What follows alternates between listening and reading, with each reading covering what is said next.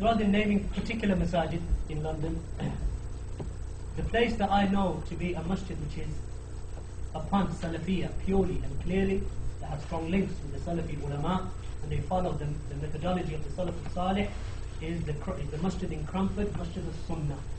And then there are organizations, they may not have masajid, and they may not have marakis even, but they organize events. Such as, for example, our brothers at Maktabatul Athariya in East London. In East London, there's an organization, Al-Athariya, and they are our good Salafi brothers. Likewise, our brothers in Northwest London, in Harrow, our brothers at Darul Iman.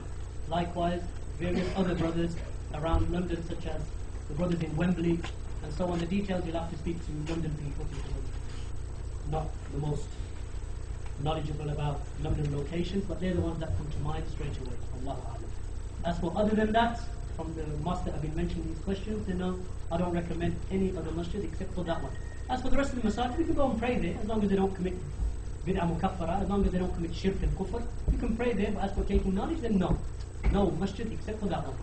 I don't know any other masajid that stick to the ulama and are upon ilm, and they are clearly upon the sunnah with regard to the positions against the people of deviation and innovation, except for that one. Allahu Akbar.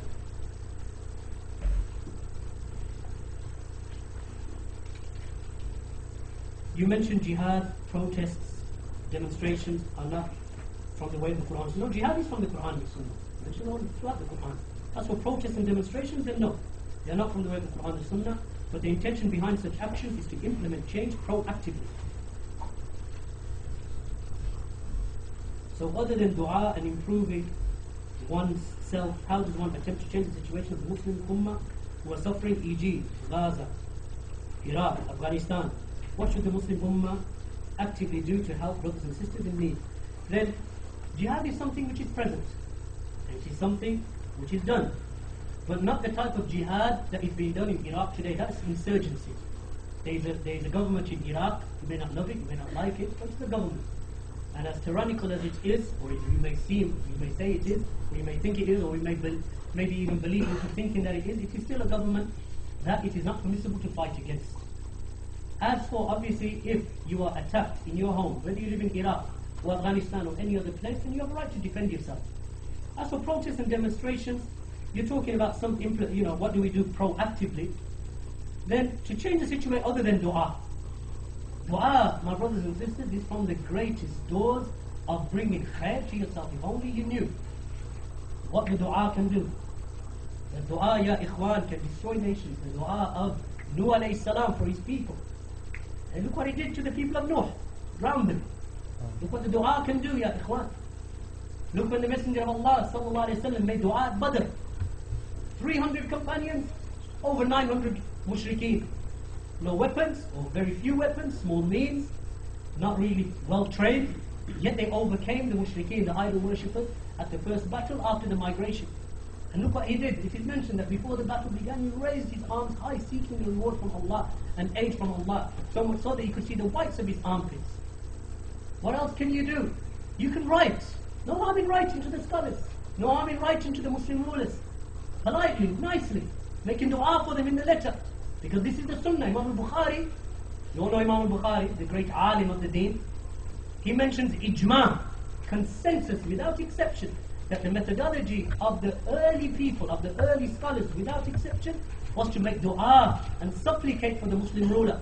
So you begin your letter by supplicating for him and reminding him of his duty to Allah. You polite, you ask him, and you've done your duty. Now focus upon yourself. You want to send money to them? Send money to them. Medicine, institution, so on. Maybe even if you write to the ruler to better their affair, whatever means that you have at your disposal. O ruler of such and such a land, please help those Muslims. No harm in that.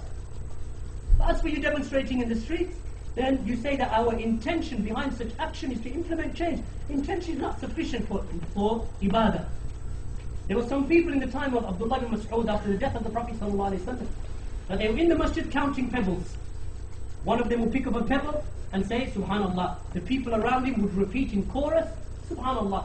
He would do that 100 times. Then someone else would pick up then he would pick up a pebble and say, Alhamdulillah. The people around him would repeat Alhamdulillah. They would do that 100 times with the pebbles. And then they would start again with Allahu Akbar. So when Abdullah bin Mas'ud, he said, what are you doing? He said, what are you doing? Indeed, he said, how quickly, O Ummah of Muhammad, you have run to your destruction. What were they doing? Glorifying Allah, praising Allah, mentioning the greatness of Allah. That's all they were doing in their eyes. He said, how quickly you run to your destruction. Look at their understanding. This is why I say, ulama, scholars. The one who has knowledge is not like the one who does not have knowledge. He said, indeed, the clothes of the Messenger of Allah are still being worn. His utensils and his crockery has not yet broken. And his companions are widespread. Either you are upon a religion better than the religion of Muhammad, or you are upon a deviated path. What did they say to him in response? What was their deviation? The deviation was not the actual dhikr, because the dhikr and the remembrance of Allah is mashru', is legislated. Subhanallah, alhamdulillah, la ilaha illallah. Throughout the day this is legislated. You can say it at any time. Or generally speaking, you can say it at any time. So this is, so this is something that is legislated.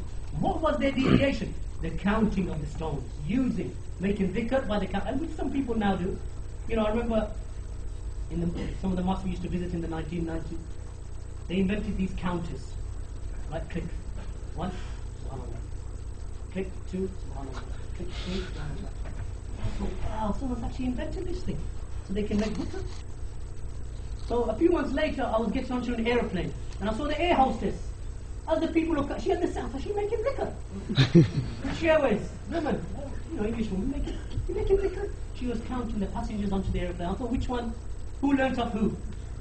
Did they have it and some Muslims saw her counting and thought, you know what, I'm going to get some of these in the mosque. Or the other way around. This happened, so they were using this type of counting with machines or with dhikr, what they call dhikr beads, which are rosary beads. This is not from the Sharia of Allah, it's an innovation. So Abdullah ibn Mas'ud, this is why he spoke against it. And what was their answer? They said, we only intended good. That's the answer to Abdullah ibn Mas'ud, the companion. What was the companion's response? He said, how many people intend good, but they never reach it? So your intention of doing good is not sufficient. An intention must be backed up with mutaba'ah, with following the tradition and the path of the Messenger of Allah, Muhammad sallallahu alayhi wa sallam. So no, we don't go into demonstrations. And demonstrations by and large are rowdy, and they don't bring about any good. And likewise, it is imitation of the kuffar. You're using their methods for rectification. Our rectification is in the book and the sunnah. This is where our rectification lies. Write to them. Okay, you can write to them. You can send money to them, to the people who are suffering. You can write to the Muslim ruler. You can make dua for them. And what do you want? That's all you can do. That is all you can do. You can't do anything else. Strapping yourself with Semtex and sitting on a tube isn't going to solve the problem. Rather, that will land you in the hellfire. Prophet ﷺ said that whoever kills himself in the dunya by way of poison, or by jumping off a mountain, or with a knife, then he will continue to do so in the hellfire. Likewise, the statement of Allah in the Quran, لا تقتلوا أنفسكم إن الله كان بكم رحيما. Do not kill your own self, for indeed Allah has been with you most merciful. So you're not allowed to kill yourselves in this manner. It is not correct, it is not acceptable, it is a major sin. Suicide bombings and these types of affairs are not from the deen of Islam. These are from the methods of the kamikazes in Japan. Second World War. You know, when all else fails, let's fly the airplane into an American, warship. That's what they used to do. It's from them. You know, Tamil Tigers in Sri Lanka and so on. Not from the method of Islam of rectification, nor jihad. Never mind that you walk onto a bus or a train and that you kill women and children. That's not even shuja'ah. It's not even courageous. It's not even brave. Killing women and children, where's the bravery of that? Every kafir, every non-Muslim that sees that, he looks at you like a coward. What kind of coward is this? You don't want to fight man to man, you want to fight children and kill women and children. People who are non-combatants, this is manhood. Muslims are supposed to be known for their rajula, for their manhood. Strength of courage and bravery. This is bravery. That's what Fudayl ibn Iyad said, who died from the scholars of the early generations, said about Abdullah ibn Mubarak from the 1st century, died in the year 181. When Abdullah ibn Mubarak, rahimahullah, used to make dua to Allah for the rectification of rulers, he said, "What? This is true bravery. What a brave, this is bravery. This is bravery. Bravery is not jumping on a bus or a train and blowing yourself up. Whether it be in Tel Aviv, whether it be in Baghdad, or whether it be in London. This is not bravery.